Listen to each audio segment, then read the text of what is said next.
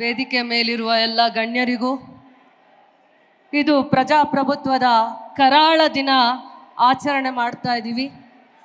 ಪ್ರಜಾಪ್ರಭುತ್ವ ಒಂದು ನಮ್ಮ ದೇಶದ ನಮಗೆ ಸಿಕ್ಕ ಸ್ವತಂತ್ರದ ಜೊತೆ ಪ್ರಜಾಪ್ರಭುತ್ವ ನಮ್ಮ ಹಕ್ಕು, ನಮ್ಮ ಹೋರಾಟ. ನಾವು ಕಾರ್ಯಕರ್ತರು ಎಲ್ಲ ವಿಚಾರನೂ ತಿಳ್ಕೊಳ್ಳೋ ಹಾಗೆ ನಾವು ಕೆಲವೊಂದು ವಿಚಾರಗಳ ಬಗ್ಗೆ ಮಾಹಿತಿಯನ್ನು ತಿಳ್ಕೊಳ್ಳುವಂಥ ಸಂದರ್ಭ ಬಂದಿದೆ. ಇಡೀ ದೇಶದಲ್ಲಿ ಪ್ರಪ್ರಥಮ ಬಾರಿಯಾಗಿ ಇವತ್ತು ವರಮಹಾಲಕ್ಷ್ಮಿ ದಿನ ನಾವೊಂದು ಪ್ರಜಾಪ್ರಭುತ್ವದ ಕರಾಳ ಸತ್ಯದ ದಿನವನ್ನು ಆಚರಣೆ ಮಾಡ್ತಾ ಇದ್ದೀವಿ. ಅದಕ್ಕೆಲ್ಲ ಸಾಕ್ಷಿಯಾಗಿದ್ದೀರಾ. ಇವತ್ತು ಭಾಳ ಜನ ಹೆಣ್ಮಕ್ಳು ಕೂಡ ವರಮಹಾಲಕ್ಷ್ಮಿ ವ್ರತನ ಬಿಟ್ಟು ಇವತ್ತು ಕಾಂಗ್ರೆಸ್ ಪಕ್ಷದ ಸಂಘಟನೆ ಮತ್ತು ಹೋರಾಟ, ನಮ್ಮ ಹಕ್ಕಿಗಾಗಿ ಇವತ್ತು ಅವರು ಕೂಡ ಇವತ್ತು ಈ ಹೋರಾಟದಲ್ಲಿ ಭಾಗಿಯಾಗಿದ್ದಾರೆ. ಅವರೆಲ್ಲರಿಗೂ ಕೂಡ ನಾನು ಹೃದಯಪೂರ್ವಕವಾದ ಧನ್ಯವಾದಗಳನ್ನು ಹೇಳ್ತಾ ಇದ್ದೀನಿ.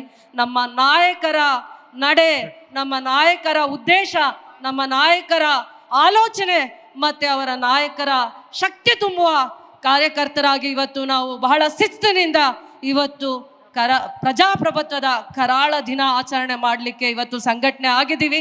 ಸಂಘಟನೆ ಜೊತೆ ನಮ್ಮ ಬಲ ಏನು, ನಮ್ಮ ಆಲೋಚನೆ ಏನು, ನಮ್ಮ ವಿಚಾರವಂತಿಕೆ ಏನು, ಅದರ ಬಗ್ಗೆ, ಸತ್ಯದ ಬಗ್ಗೆ, ಸತ್ಯ ಶೋಧನೆ ಆಗುವ ಬಗ್ಗೆ ನಾವು ಕಾರ್ಯಕರ್ತರು ಮೊದಲು ವಿಚಾರಗಳನ್ನು ತಿಳ್ಕೊಳ್ಳೋ ಅಂಥ ದಿನ ಇವತ್ತು ಬಂದಿದೆ. ಇಡೀ ಭಾರತ ದೇಶದಲ್ಲಿ ನಾವು ಇದೇ ಮೊದಲನೇ ಬಾರಿಗೆ ಎಲೆಕ್ಷನ್ ಕಮಿಷನ್ ಯಾವ ವಿಚಾರದ ಬಗ್ಗೆ ತಪ್ಪು ಹೆಜ್ಜೆಯನ್ನು ಇಟ್ಟಿದೆ, ಕರ್ನಾಟಕ ಮಾದರಿಯಾಗಿರುವಂಥ ಕರ್ನಾಟಕದಲ್ಲಿ ಎಲೆಕ್ಷನ್ ಕಮಿಷನ್ ಏನು ದುರುದ್ದೇಶಗಳನ್ನು ನಡೆಸ್ಕೊಂಡು ಬಂದಿದೆ ಅನ್ನುವಂಥ ವಿಚಾರದ ಬಗ್ಗೆ ನಿಮಗೆ ಮಾಹಿತಿಯನ್ನು ಕೊಡ್ತಾರೆ. ನಮ್ಮ ನಾಯಕರು ಹೆಚ್ಚಿನ ಮಾಹಿತಿಯನ್ನು ಕೊಡ್ತಾರೆ. ಆದರೆ 2 ವಿಚಾರ ಮಾತ್ರ ನಾನು ಹೇಳಿಕ್ಕೆ ಇಷ್ಟಪಡ್ತೀನಿ. ಕಾಂಗ್ರೆಸ್ ಪಕ್ಷ ಭಾಳ ಕಷ್ಟದಿಂದ, ಸಂಘಟನೆಯಿಂದ ಸ್ವತಂತ್ರ ಪೂರ್ವದಲ್ಲೂ ಸ್ವತಂತ್ರ ನಂತರದಲ್ಲೂ ದೇಶನ ಅಭಿವೃದ್ಧಿಗೆ ತರಬೇಕು ಅಂದರೆ ರೈತರನ್ನು, ಬಡವರನ್ನು, ಕಾರ್ಮಿಕರನ್ನು, ದೀನ ದಲಿತರನ್ನು ಅವರನ್ನು ಮೇಲ್ವರ್ಗಕ್ಕೆ ಅಥವಾ ಸಮಾನತೆಯಿಂದ ಅವರನ್ನು ಕಾಣಲಿಕ್ಕೆ ಬಹಳ 70 ವರ್ಷಗಳ ಕಾಲ ತನ್ನದೇ ಆದ ರೀತಿ ಶ್ರಮ, ಪರಿಶ್ರಮ ಮತ್ತು ಕೊಡುಗೆಯನ್ನು ಕೊಟ್ಟಿದೆ ಕಾಂಗ್ರೆಸ್ ಪಕ್ಷ. ಇವತ್ತು ನಮ್ಮ ಹಕ್ಕು, ನಮ್ಮ ಹೋರಾಟ ಯಾವುದ್ರ ಬಗ್ಗೆ ಇವತ್ತು ಎಲೆಕ್ಷನ್ ಕಮಿಷನ್ ಅಥವಾ ಎಲೆಕ್ಷನ್ ಆಯೋಗನ ನಮ್ಮ ನಾಯಕರು ಪ್ರಶ್ನೆ ಮಾಡ್ತಾ ಇದ್ದಾರೆ. ರಾಹುಲ್ ಗಾಂಧಿ ಅವರು ಪ್ರಶ್ನೆ ಮಾಡ್ತಾ ಇದ್ದಾರೆ. ಅವರಿಗೆ ಅನುಮಾನ ಬಂದಿದೆ. ಯಾವ ಕಾರಣದಿಂದ ಅನುಮಾನ ಬಂದಿದೆ ಅಂತಂದರೆ, ನೀವು ಕೂಡ ಯೋಚನೆ ಮಾಡಿ. ಯಾರು ನಾವು ಭಾರತ್ ಜೋಡೋ ಅಲ್ಲಿ ಪ್ರತಿಯೊಬ್ಬರು ಕಾಯ ವಾಚ ಮನಸ ಕಾರ್ಯಕರ್ತರು ಸಂಘಟನೆ ಮಾಡಿ ಭಾರತ್ ಜೋಡೋ ಕಾರ್ಯಕ್ರಮ ಯಶಸ್ವಿ ಆಗಲಿಲ್ಲ. ಪ್ರತಿಯೊಬ್ಬ ಬಡ ಕುಟುಂಬದವರು, ಅವರದೇ ಆದ ವೃತ್ತಿಯನ್ನು ಮಾಡುವಂಥ ರೈತರು, ಕುಲ ಕಸಬು ಮಾಡುವಂಥ ವಿಶೇಷವಾಗಿರುವಂಥ ವರ್ಗದವರು ಎಲ್ಲರೂ ಕೂಡ ಕನ್ಯಾಕುಮಾರಿಯಿಂದ ಕಾಶ್ಮೀರದವರೆಗೂ ಭಾರತ್ ಜೋಡೋ ಯಾತ್ರಾ ಯಶಸ್ವಿ ಆಗುತ್ತೆ. ಯಶಸ್ವಿಯಾಗಿದ್ದ ತದನಂತರ ದಿನಗಳಲ್ಲಿ ಕರ್ನಾಟಕದಲ್ಲಿ ಚುನಾವಣೆ ಆಗುತ್ತೆ. ಕರ್ನಾಟಕ ಚುನಾವಣೆಯಲ್ಲಿ ಅಸೆಂಬ್ಲಿಯಲ್ಲಿ ನಾವು ಹೆಚ್ಚಿನ ಶಾಸಕರನ್ನು ಗೆಲ್ಲಿಸುವಂಥದ್ರಲ್ಲಿ ರೈತರಾಗಿರ್ಬೋದು, ಬಡವರಾಗಿರ್ಬೋದು, ಕಾರ್ಮಿಕ ವರ್ಗದವರು ಆಗಿರ್ಬೋದು, ಎಲ್ಲ ವರ್ಗದವರು ಕಾಂಗ್ರೆಸ್ ಪಕ್ಷದ ಜೊತೆ ನಿಲ್ತಾರೆ. ಆವಾಗ BJP ಅವರ ದುರುದ್ದೇಶ ನಮಗೆ ಅರ್ಥ ಆಗಲಿಲ್ಲ. ಏನು ಇವರ ದುರುದ್ದೇಶ ಅರ್ಥ ಆಗಲಿಲ್ಲ ಅಂತಂದರೆ, ಓಟನ್ನು ಕಸಿಯೋ ಅಂಥ ಕೆಲಸ ಮಾಡ್ತಾ ಇರ್ತಾರೆ, ಓಟನ್ನು ಕದಿಯೋ ಅಂಥ ಕೆಲಸ ಮಾಡ್ತಾ ಇರ್ತಾರೆ. ಒಂದು ಅಡ್ರೆಸ್ಸಲ್ಲಿ ಭಾಳ ಜನ ವೋಟರ್ಸ್ನ ಹಾಕೋದು, ಅದು ಎಂಥ ಜಾಗದಲ್ಲಿ ಮಾಡೋ ಅಂಥ ಕೆಲಸ ಮಾಡಿದ್ದಾರೆ ಅಂತಂದರೆ, ಸ್ವತಂತ್ರ ಭಾರತದ ನಂತರ ಪವಿತ್ರವಾಗಿರುವಂಥ ಪ್ರಜಾಪ್ರಭುತ್ವ ವ್ಯವಸ್ಥೆಗೆ ಧಕ್ಕೆ ಹೊಡೆಯುವಂಥ ಅಥವಾ ಕೊಡಲಿ ಪೆಟ್ಟನ್ನು ಕೊಟ್ಟಿರುವಂಥ ಒಂದು BJPಯ ತಂತ್ರಗಾರಿಕೆಯನ್ನು ಭೇದಿಸುವಂಥದ್ರಲ್ಲಿ ಕಾಂಗ್ರೆಸ್ ಪಕ್ಷದ ನಾಯಕರು, ಯುವ ನಾಯಕರು ಯಶಸ್ವಿಯಾಗಿದ್ದಾರೆ ಅಂತ ಹೇಳಿದ್ರೆ ತಪ್ಪಾಗ್ಲಿಕ್ಕಾಗಲ್ಲ. ಯಾಕೆ ಒಂದು ವಿಚಾರದ ಬಗ್ಗೆ ಅನುಮಾನ ಬರಬಾರ್ದು ಅಂತ ಎಲ್ಲಾದರೂ ಇದೆಯಾ? ಎಲೆಕ್ಷನ್ ಆಯೋಗದ ಬಗ್ಗೆ ಅನುಮಾನ ಬಂದಿದೆ. ಅನುಮಾನ ಬರಲಿಕ್ಕೆ ಯಾವುದೇ ಒಂದು ಮಾಹಿತಿ ಇಲ್ಲದೆ ನಾವು ಮಾತಾಡ್ತಾ ಇಲ್ಲ. ಪ್ರತಿಯೊಂದು ವಿಚಾರದಲ್ಲೂ ವಿಚಾರಣೆ ಮಾಡಿದ್ದಾರೆ. ಮಹದೇವಪುರ ಅನ್ನೋ ಒಂದೇ ಒಂದು ಕ್ಷೇತ್ರದಲ್ಲಿ 1 ಲಕ್ಷ ಮತದಾರನ ಅಡ್ರೆಸ್ ಇಲ್ಲದೆ ಒಂದೇ ಅಡ್ರೆಸ್ಸಲ್ಲಿ ಭಾಳ ಜನ ಮತದಾರನ ಸೇರ್ಪಡೆ ಮಾಡುವಂಥ ಕೆಲಸವನ್ನು ಮಾಡಿದ್ದಾರೆ. ಯಾಕೆ ಆ ಕೆಲಸ ಮಾಡಿದ್ದಾರೆ? ಲೋಕಸಭಾ ಚುನಾವಣೆ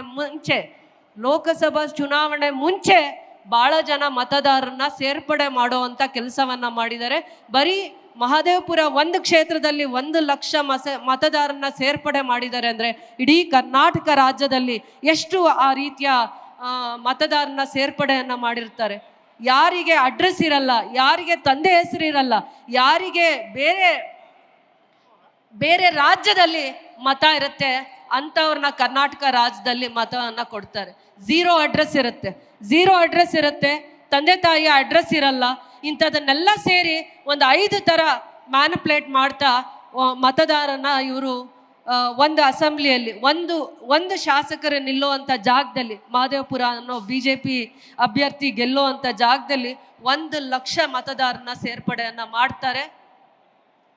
1 ಲಕ್ಷ ಮತದಾರನ ಸೇರ್ಪಡೆಯನ್ನು ಮಾಡ್ತಾರೆ. ಇಂಥ ಕರಾಳ ಸತ್ಯಗಳನ್ನು ಬಿಚ್ಚಿಡುವಂಥ ಸಮಯ ಬಂದಿದೆ. ಕಾಂಗ್ರೆಸ್ ಪಕ್ಷ ಸದಾ ಕಾಲ ಕಷ್ಟದಲ್ಲಿರುವಂಥವ್ರ ಜೊತೆಯಲ್ಲಿ ನಿಂತಿದ್ದು, ಎಲ್ಲ ಸತ್ಯಗಳನ್ನು ಭೇದಿಸಿ ನಡೆಯುವಂಥ ಕಾಂಗ್ರೆಸ್ ಪಕ್ಷದ ನಡೆ ಪ್ರತಿಯೊಂದು ಸಂದರ್ಭದಲ್ಲೂ ಸತ್ಯನ ಎತ್ತಿಡಿದಿದೆ, ಧರ್ಮನ ಕಾದಿದೆ, ಸತ್ಯ ಧರ್ಮಕ್ಕಾಗಿ ಹೋರಾಟ ಮಾಡಿದೆ. ಸ್ವತಂತ್ರ ಪೂರ್ವದಲ್ಲಿ ಹೇಗೆ ಸನ್ನದ್ಧರಾಗಿ ಸಿಪಾಯಿಗಳಾಗಿ ಸೇವೆ ಮಾಡ್ಕೊಂಡು ಬಂದರು, ಸ್ವತಂತ್ರ ನಂತರ ದಿನಗಳಲ್ಲೂ ಕಷ್ಟದವರ ಪರವಾಗಿ, ಬಡವರ ಪರವಾಗಿ, ರೈತರ ಪರವಾಗಿ ಇದೇ ಹೆಜ್ಜೆಯನ್ನು ಇಡ್ತಾ ಇದ್ರು.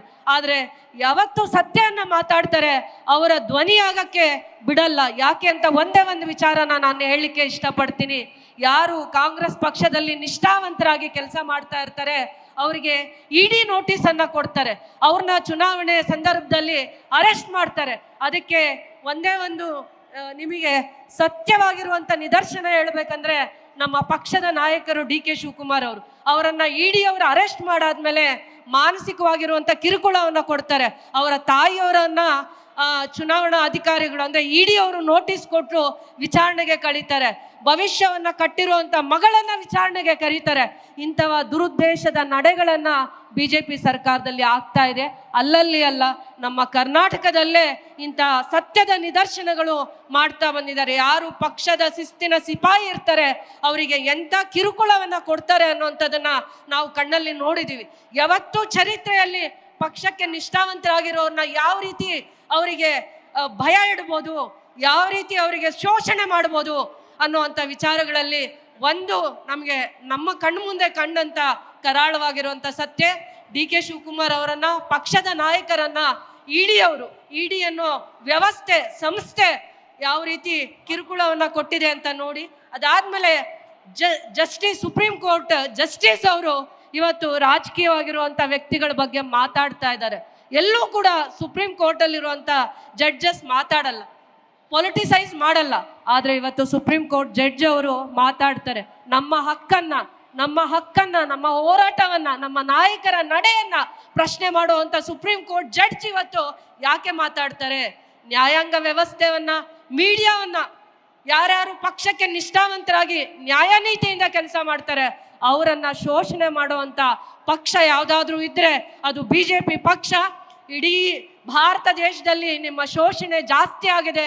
ಬರುವಂಥ ದಿನಗಳಲ್ಲಿ ಜನರು, ರೈತರು, ಶೋಷಿತರು ಮತ್ತು ಬಡವರು, ಕಾರ್ಮಿಕರು ನಿಮಗೆ ಬುದ್ಧಿ ಕಲಿಸುವಂಥ ದಿನ ಬರುತ್ತೆ. ಇವತ್ತು ಈ ಕಾರ್ಯಕ್ರಮಕ್ಕೆ, ಇವತ್ತು ಈ ಪ್ರಜಾಪ್ರಭುತ್ವ ವ್ಯವಸ್ಥೆಯ ಕರಾಳ ದಿನಕ್ಕೆ ಇಡೀ ರಾಜ್ಯದಿಂದ ಬಂದಿರುವಂಥ ಹಾಗೂ ನನ್ನ ಕ್ಷೇತ್ರದಿಂದ ಬಂದಿರುವಂಥ ಎಲ್ಲ ಮುಖಂಡರಿಗೂ, ನಾಯಕರಿಗೂ ನಾನು ವಿಶೇಷವಾಗಿರುವಂಥ ಧನ್ಯವಾದಗಳನ್ನು ಹೇಳ್ತಾ ಇದ್ದೀನಿ. ಜೈ ಹಿಂದ್, ಜೈ ಭಾರತ್ ಮಾತೆ. ನ್ಯೂಸ್ ಫಸ್ಟ್, ನಿರ್ಭೀತಿಯಿಂದ ನಿಮ್ಮ ಪರವಾಗಿ.